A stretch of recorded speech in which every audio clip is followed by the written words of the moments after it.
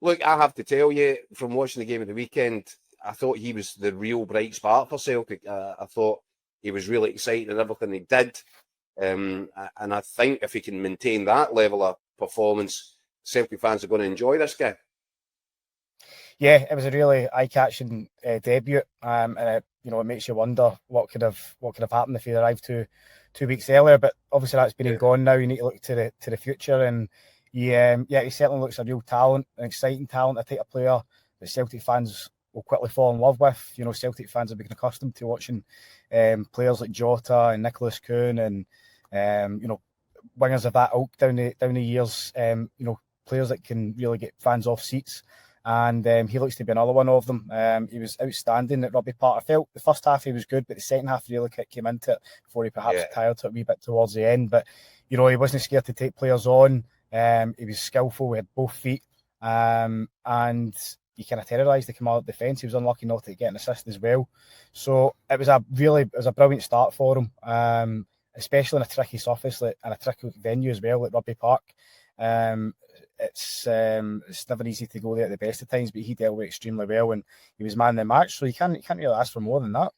No, do you know what I liked? What caught the eye for me was his close control, but also, as I think as you were saying, as soon as he got the ball at his feet, he was wondering how did I get past him, how did I hurt people. He wasn't taking the easy option, and that gives you enough confidence, even though it's only 90 minutes, to think this guy's going to be a bit of a handful. And I think you're right along the lines of, Celtic have been crying out for a winger with the same sort of quality as a Jota or a Kuhn. The early indications are they might have found something in this boy. What was his sort of takeaway on it? What was his headlines from the press today? Well, first of all, just speaking to him, I think he was just over the moon to be at Celtic and to be in Glasgow. He's a really nice guy, introduced himself to all the written press. And yeah, he couldn't really wipe the smile off his face. He was absolutely delighted to be here. He made it clear. I think this is his Celtic's now his seventh club of his career. He's only 23.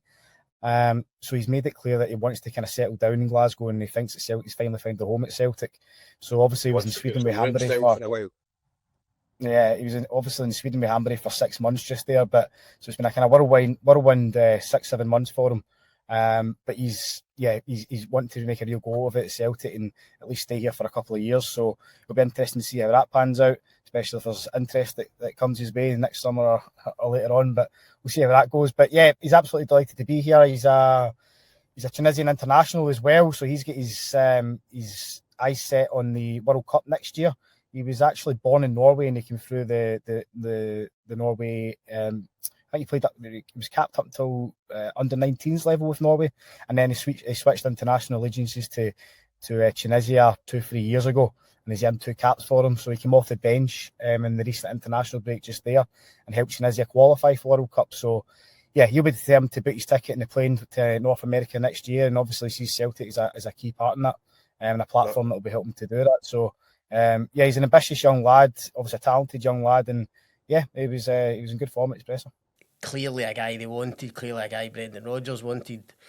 Hammarby obviously had a price and were willing to hold out because as Ryan says, there were no rush to sell. The player probably wasn't in any rush to move. But do you know, Scott, the thing that I think frustrates the Celtic fans, you're right, Hammarby did have a price and it was only 5.5 million. Was 5.5 million to Celtic? That's money down the back of the couch in the boardroom. Right.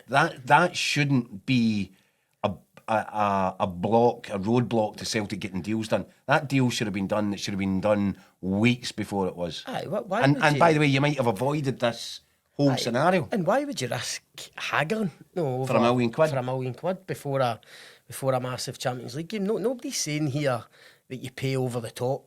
No, you need to get value for money. You don't just go and spend willy-nilly. But the situation Celtic were in ahead of those Champions League qualifiers, if there's a player there who's clearly been identified by the manager, with the amounts at stake, if you're successful in qualifying for it, and by the way, especially in that position, given Celtic's situation there with Jota injured, Kuhn away, and getting into those games.